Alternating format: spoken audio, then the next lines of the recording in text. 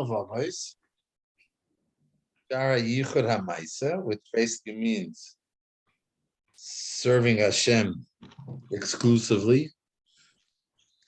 And he's going through the different levels of Yetzer Hara. The Yetzer tries to cause us not to serve Hashem, have other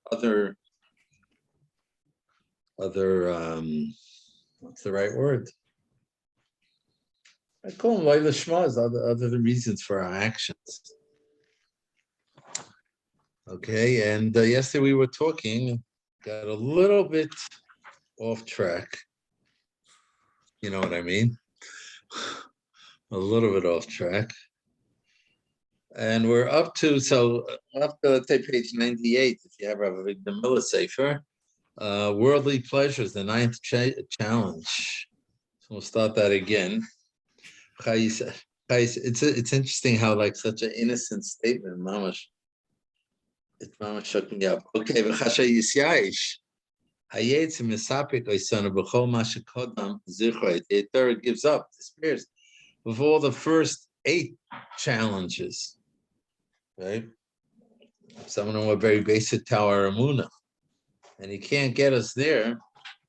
But then Yishtado la'atzal oisana b'maisa avodah causes us to be lazy in our avodas Hashem.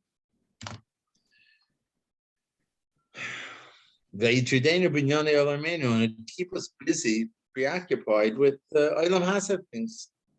Gets us involved there. But he's not really challenging our Muna, our belief systems. You know, it's the famous, maybe it's the Mesilas Yesharim, I'm not sure. But what Pari said when Moshe and Aaron came and said, you know, let my people go. So he said, Tichpad aleim avodah. He says, make them work harder. They're having too, they obviously have time to think. If they're starting to have these thoughts about going out, they have too much time to think. And I think it's Mesilas Yesharim who says that that's what the Yetzer Hara does. He gets us very busy. Not a question of Emunah and Bitochen and Olam Haba and Schar V'Oinish and the Creator, none of that stuff. He just gets very busy. And we have no time to think, no time to really make sure our life is on the right path. It could be 10 years later, 20 years later, you wake up and say, where have I been for 20 years? You know, very nice. I have a nice house, I have this and I have that. But what happened? What happened to my avodas Hashem? So the Yetzer Hara keeps us busy. I assume he needs that. Right? Gets us preoccupied with our world.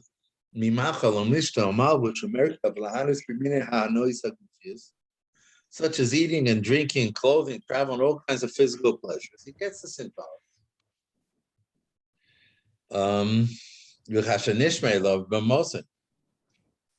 He gives us examples. Overindulgence. We listen to the Yetzer when it comes to food. Without which we can't live. So make luxuries attractive to us, even though they have minimal food value.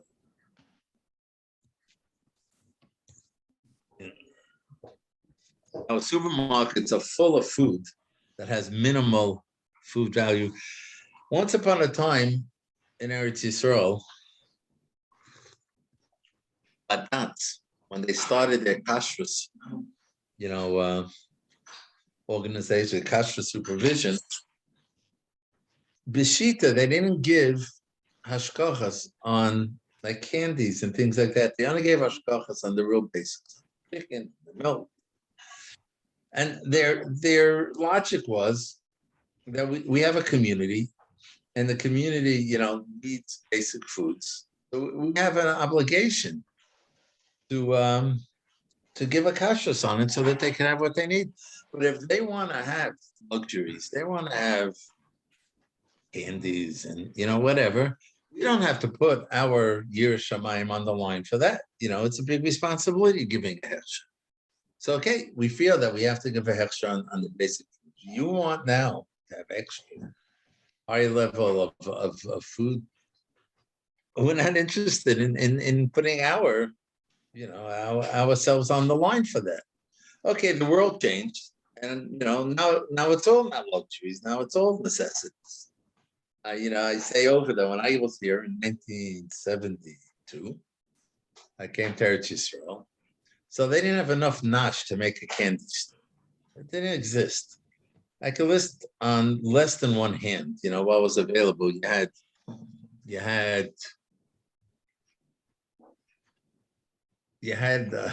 hard candies. You had hard candies. You had hadar cookies. You had a few types. You had some bittersweet chocolate, and that was it.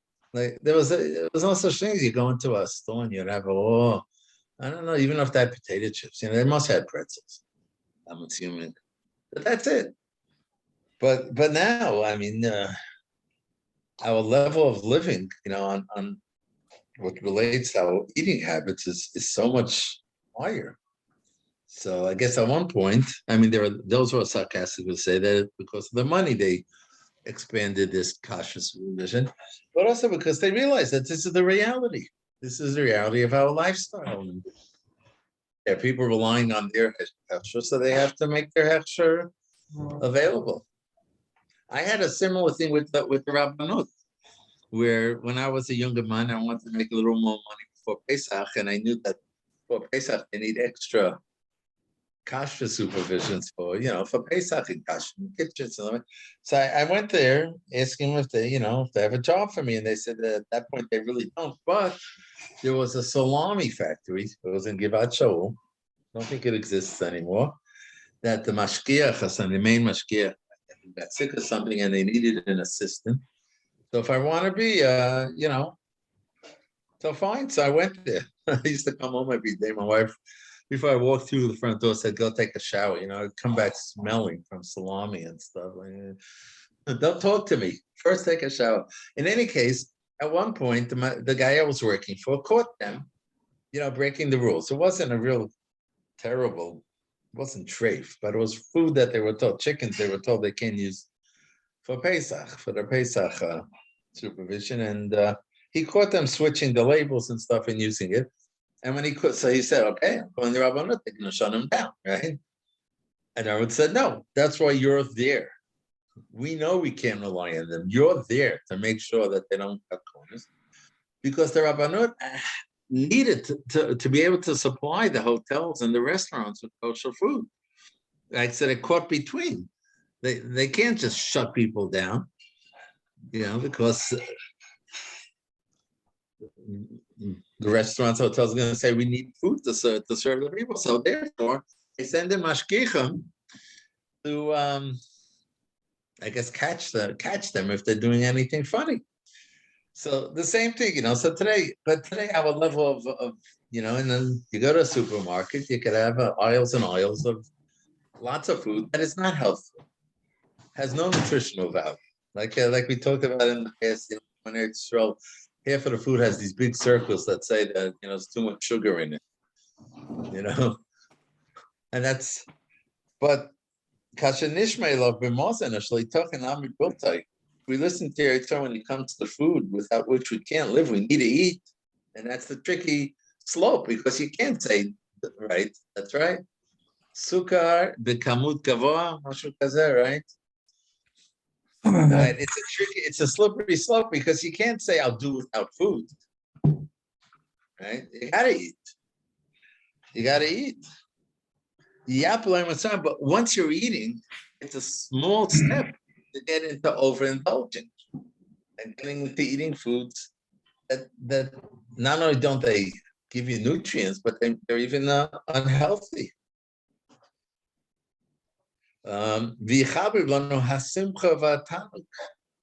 It's all in their good times and pleasures to us. Some causing us to envy the nobility. In other words, the rich people, so we could try to emulate them. And live their lifestyle, in the pursuit of pleasures. So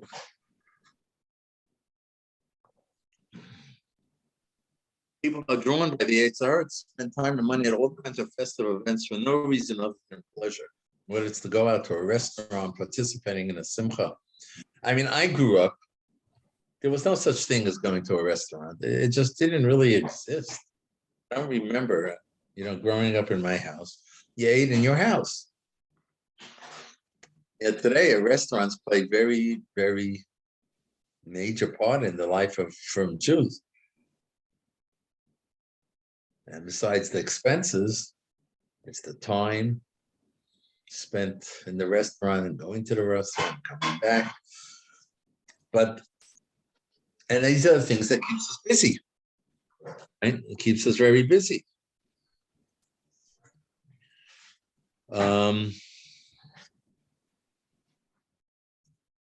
Where are we here? He makes luxuries attractive, even though they're not really healthful. And he makes enjoyable to us good times and pleasures. And we're jealous of those who have more wealth than us. We try to be like them and live their lifestyles. When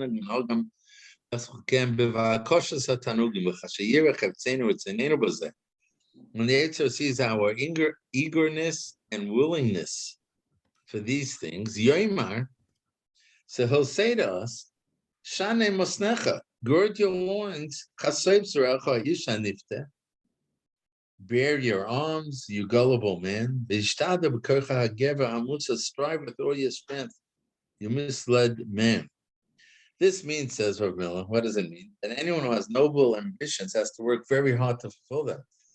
It becomes that you need to put in extra time and extra work and extra jobs. Now, 1 job, 2 jobs, 3 jobs. If you're trying to live on that level, you have to work hard to fulfill your greatness. Only a nobody neglects to work hard.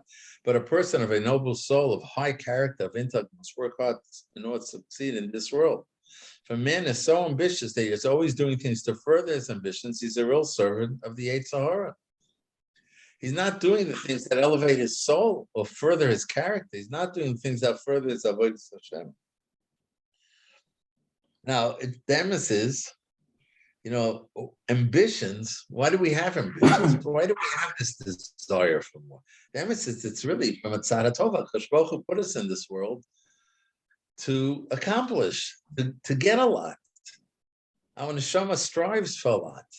That's why we were put here. The only thing is that it could be misled where to put your efforts. But the source of that, why is it that animals don't have ambitions? They're happy to eat the next meal, they go up to the next meal. Why is it that we have this drive for more food, for more comfort, bigger houses, for more cars and stuff? Its basis is really in a good place, because that's we're in this world to earn, to get these, not to get these things, but the koiches in it, the koiches behind it are really based in the neshama. But the Yetzer Hara, this is the Yetzer Hara's trick. He gets us involved in working and spending our time on other things. What if you can further your ambitions by learning more Gemara? You see what he's saying? You should listen to that kind of Yetzer Hara. Even if you learn more Gemara to show off, learn it, and at the end, the end will be that it will help you anyway. No matter how you learn it, even to show off. But you're learning Torah. So it'll be an accomplishment. It sounds like one of the things that Bali Musa say is that you got to use the tricks of the Yetzer Hara. When you see how the Yetzer Hara, you use his tricks. So he's telling you, game, be great. Go for the big. Yeah, just say, okay, that's what I'm going to do, but I'm going to do it in the Gemara. I'm going to come a big Talmid Chacham.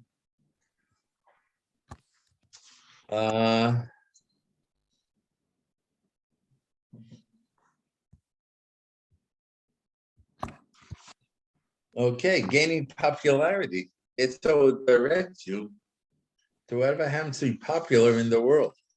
Continues the Sefer. He'll say, go out and serve. Rav Mil puts in the fairs of the world. Serve its people.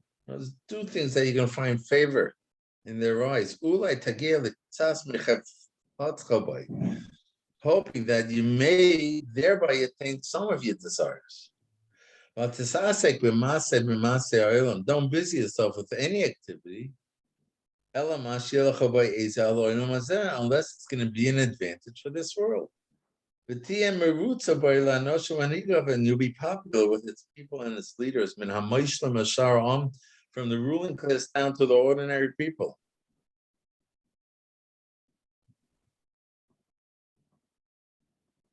Get busy in this world in any way you can in order to become more important in this world. Don't trouble your mind with any field of study. Don't do that. Unless it brings you honor from the people of your generation. And make you popular with the important people of your time. Misar, whether it's a prince, shaitan, an officer, kotzin, judge, balmala, anyone is a high position. That's where the Yitzhara tells you need to be busy with. For example, the knowledge of language, speaker, the Toichen HaMishkol, the art of poetic structures. It said before that in time of Chovos haLevavos, the poets were very chashuv people.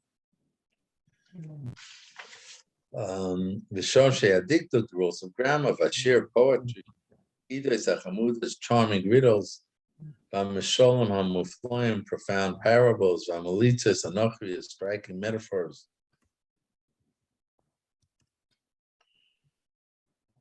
In those days, much effort was invested in perfecting the language that people spoke and read. People with these skills were widely admired, and many of them were elevated by the government.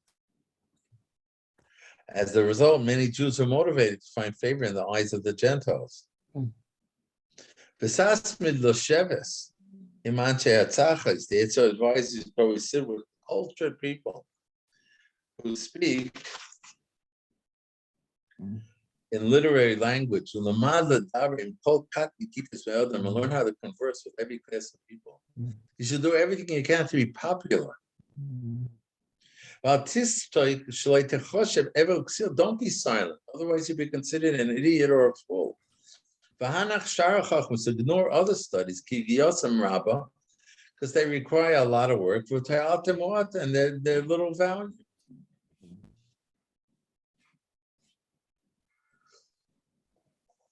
So now Rav Miller, a page and a half here. Let's talk about how people use their spare time. Consider a man who's busy, but he has room in his house where he keeps a collection of coins. He spends time examining them and arranging them. Consider a wealthy woman who has a Chinese room in her house. Her husband has a coin room, and she has a Chinese room. She has all kind of Chinese things which she shows off to guests, and she's busy with them. What benefit does the coin room and the Chinese room bring to these people? None at all. If he has coins for money, for business, I understand that. But to show off, to become popular with his guests, he's wasting his time, wasting his life. Are people who are so involved in their hobbies low people? The truth is they're far superior to many of so-called firm people. At least these people are industrious and ambitious. Only that they're industrious and ambitious with the wrong things. But suppose people are not industrious. They come home every night and sit down to listen to the radio or watch television. What do they get from this? It's 1,000 times worse. What about people who just sit around talking with their wives or their friends every evening? What if people get into their cars in the evening, drive around, visiting relatives, visiting friends? They're 10 times worse than the hobbyists mentioned here, because they are doing things that are entirely worthless. But what about a man who spends his time every Shabbos night sitting around the house with his family? Now that sounds good, right? He doesn't go out to a shir on Shabbos. On Shabbos morning, he doesn't come to shir and comes as late as possible to the davening. On Shabbos afternoon, he gets into his pajamas and goes to sleep for the rest of the day. Whenever there's a party, he goes. He goes to every wedding and every bar mitzvah. I know a man like that. His life is passing by for nothing at all. He went to every wedding and to every bar mitzvah, and now what do you have? If you engage in some field of study because of a need, then you can't help yourself. Let's say you must learn to be an accountant. You learn to be an accountant, and that's the extent of your commitment to account.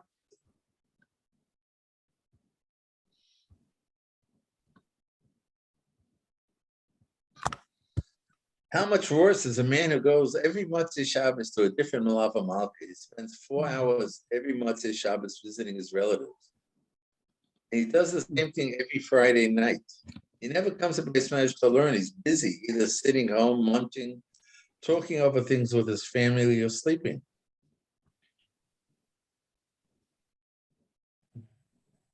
Okay, the Nature insists that you be able to talk intelligently about the news of the day. Someone asks you about today's features in the movies or the baseballs, but you should be able to answer him. You should know all the news and don't be silent. Why bother with Merube in case of Harega? Talk about the things that people on the street will give you covered for. The advice I to her is don't bother spending time on knowledge that's not of interest to people on the street. Then you'll be accepted in society as a knowledgeable man. Of course, that's always a foot to the door for you to get you to throw away important things in life. So wasting your time on things that aren't important. Okay, so the Sahara gets you very busy. Gets you very busy. The emphasis is our culture, the Western culture we all grew up with, is full of these things. You know, libraries full of books, of fiction books. We're not talking about books about Chochmas Hashem.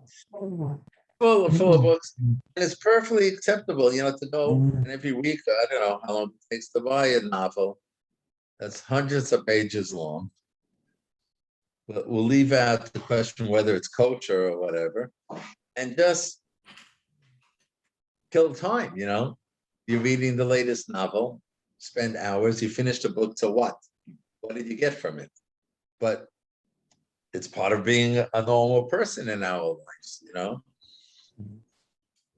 All these things that he's describing even like the culture Yetzirahs, like he's saying, I go to every wedding and every bris and every Malava Malka. And what do you have from it at the end? Yetzirah gets you into Olam Hazeh. This is all part of being part of Olam Hazeh. It's perfectly, in the world we grew up with, that I grew up with, you put your 9 to 5 day in, and then the rest of the night is yours, right? I come home, and it's my time now. And in Torah, it's 1 minute. You have to learn Torah whenever you have free time. Now, that doesn't mean spending time with your wife and spending time with your children in a positive way is part of being a mensch and part of Yechiv Chinuch and part of Shalom Bayis, all that. But the idea of, like, now I'm off time, and, I'm just going to spend the rest of the evening, in my days, watching TV. I don't know what they do today, and then I'll go to sleep, and tomorrow morning go back to work. That's a normal thing. That's a normal lifestyle. That's the lifestyle that I grew up in. And Rav Miller is saying, right, I mean, you have time to get to Beis Medrash and learn. Do something in Ruchnius. But that's what he's saying. The Chovos haLevavos is saying here. This is the next step, the next battle the Yetzirah does. He gets us involved in this world. And in that way, we don't think about the next world. And we pat ourselves on our back if we go to shul 3 times a day. We daven our way through the davening, as they say, and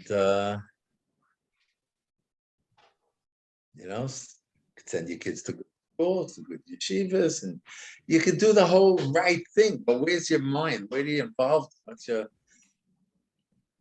focus on? What are you trying to do? And he gets you into it, and it's also addictive, and it's like quicksand, and I want to have this, I want more. Chazal tell us, Someone has 100, wants 200, 200, wants 400, and you get involved in this world. Okay, Mitch, and we'll continue this tomorrow.